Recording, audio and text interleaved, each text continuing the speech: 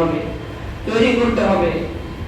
এই জন্য প্রিয় ভাইরা, আমার সকলকে বলবো, নিজের জীবনটাকে পরিবর্তন করে এই মাসটা আসছে, যদি আমি আমার গুনাহকে মাফ না করাইতে পারি তাহলে আমি ধ্বংস হয়ে যাই। এই ব্যাপারে নবী করিম সাল্লাল্লাহু আলাইহি সাল্লাম আমাকে কি করছেন, আমার ব্যাপারে মহব্বত পোষণ করছেন, আমিন বলছেন যে আমার এই বান্দা ধ্বংস হয়ে যাক, যে তার রমজান মাস পেল কিন্তু সে কি করতে পারলো না, গুনাহকে ক্ষমা করাইতে পারলো না। এটা একটা পরিতাপ এবং আফসোসের বিষয় যে আমরা এটা নিয়ে টেনশন করি না। আমাদের মধ্যে অনেক মানুষ আছে যে আমাদের আত্মীয় স্বজন বা পাড়া প্রতিবেশী, এই কিছুদিন আগে, কয়েকদিন আগে শুকুর আলী নামে একটা লোক, এই যে আমাদের ওই পাড়া আজিজ মল্লিকের ছেলে, রোড পার হবে, পাড়ি দেওয়ার সময় দৌড় দিচ্ছে, দুইজনে, একজন পার হয়ে চলে গেছে কিন্তু ওই কেমন যেন ওখানে দাঁড়ায় রয়েছে, ওই দৌড় দিলে কিন্তু বেঁচে যায়, একসাথে আসছে, আর একজন পার হয়ে গেছে আর ওই দাঁড়ায় গেছে। তো ওকে মালাকুল মাউত ওখানে চলে আসছে, সেখানে মৃত্যু হয়ে গেছে। বয়স অল্প, বেশি বয়স তো তার হয় নাই, সে জীবনে কল্পনা করে নাই এত আগে তার সেই সৌদির মাটিতে মৃত্যুবরণ করতে হবে। তাই মালাকুল মাউত কার কখন আসে বলা যায় না, কার কখন চলে আসবে বলা যাবে না। এই জন্য প্রিয় ভাইরা, আমার সকলকে আমি অনুরোধ করে বলবো, আপনার জীবনকে পরিবর্তন করেন, ইসলামের দিকে আসেন, নিজের জীবনে আমল, ঈমান এবং আমল ভিতরে কি করেন, ফিট করেন। ইন্নাল্লাযীনা আমানু ওয়া আমিলুস সলিহাতি কানাত লাহুম জান্নাতুল ফিরদাউসি নুজুলা। আল্লাহ পাক রব্বুল আলামিন বলেন, নিশ্চয়ই যারা ইন্নাল্লাযীনা আমানু, যারা ঈমান আনবে, ওয়া আমিলুস সলিহাত, ঈমানের সাথে আরেকটা জিনিস হলো কি, আমলে সলিহা। ঈমানের সাথে যদি আমলে সলিহা না থাকে তাহলে জান্নাতুল ফিরদাউসের যে ঘোষণা আছে সেই ঘোষণার অন্তর্ভুক্ত সে হবে।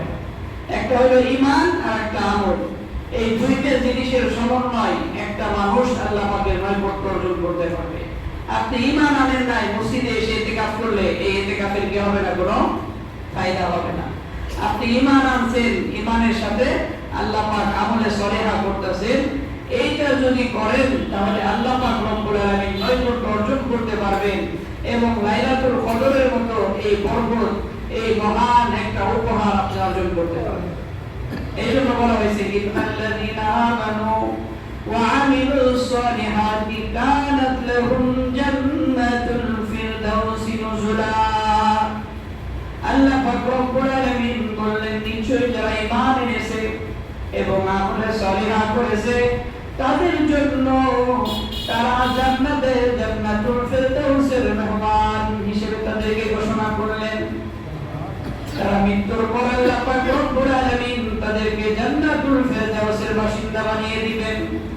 আর যারা রোজা রাখবেন, একনিষ্ঠভাবে আল্লাহ পাক রব্বুল আলামিনকে খুশি করার জন্য রোজা রাখবে, শুধু আল্লাহ পাকের রাজি খুশিকে সামনে রেখে সমস্ত ইবাদত বন্দেগী করবে, আল্লাহ পাক রব্বুল আলামিন এদের জন্য স্পেশাল ভাবে মহব্বত করে আল্লাহ পাক রব্বুল আলামিন রায়্যান নামক জান্নাতে রোজাদারদেরকে ঢুকিয়ে দিবে।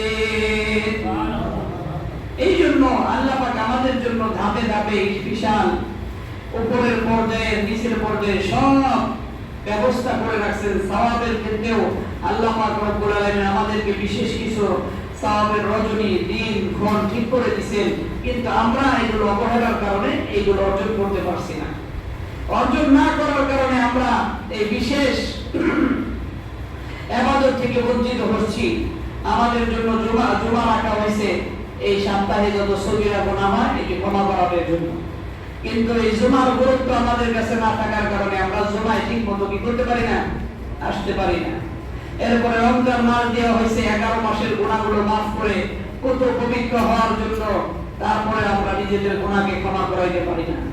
এরপর আমাদের মর্যাদা উঁচু করার জন্য আল্লাহ পাক রব্বুল আলামিন লাইলাতুল কদর দান করেছেন।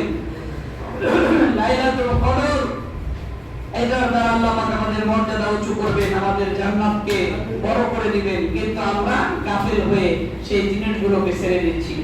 এটা অনেক পরিতাপ এবং দুঃখের বিষয়। ইতিকাফ দান করেছেন আল্লাহ পাক রব্বুল আলামিন নৈকট্য অর্জন করে গুনাহগুলো মাফ করানোর জন্য, আল্লাহ পাক আমাদেরকে নিষ্পাপ বানিয়ে দিবেন এই জন্য।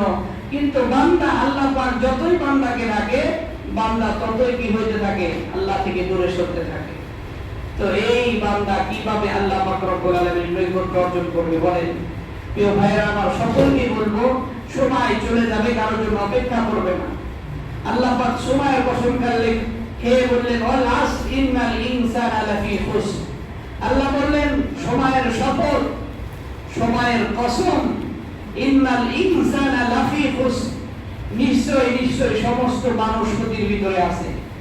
চার শ্রেণীর লোক ব্যতীত ইল্লাল্লাযিনা আমানু ওয়া আমিলুস সলিহাত। এখানে আল্লাহ পাক রব্বুল আলামিন বললেন চার শ্রেণীর লোক ব্যতীত সকল মানুষ ক্ষতির ভিতরে আছে। এক নাম্বার হলো ইল্লাল্লাযিনা আমানু, যারা ঈমান এনেছে, ওয়া আমিলুস সলিহাত, এবং ঈমানের সাথে সাথে যারা নেক আমল করে, আমলে সলিহা করে, ওয়া তাওয়াসাউ বিল হাক্কি ওয়া তাওয়াসাউ বিস সবর, এরপরে যারা হকের আদেশ করে এবং অন্যায়ের প্রতিবাদ প্রদান করে এবং নিজে বিপদে মুসিবতে ধৈর্য ধারণ করে এবং অপর লোকদেরকে ধৈর্য ধারণ করার জন্য পরামর্শ দেয়, এই চার শ্রেণীর লোক ব্যতীত পৃথিবীর সব মানুষ ক্ষতির ভিতরে ডুবে গিয়েছে। এজন্য আমাদের চিন্তার বিষয় যে এই চারটা জিনিস আমরা অর্জন করতে পারছি কিনা। আমলে সলিহা, ঈমান আনা, আমলে সলিহা করা এবং সৎ কাজের আদেশ করা, সবরের আদেশ করা, নিজেও সবর করা, অন্যকে বিপদে থাকা, সবরের আদেশ করা, হকের উপরে থাকা, অন্যদেরকে হকের দাওয়াত দেওয়া, এই কাজগুলো যদি আমরা করতে পারি তাহলে আমরা ক্ষতি থেকে বের হয়ে আল্লাহ পাক রব্বুল আলামিনের ওই নৈকট্য প্রাপ্ত বান্দাদের অন্তর্ভুক্ত হতে পারবো। এই জন্য ইতিকাফের কথা আলোচনা করলাম।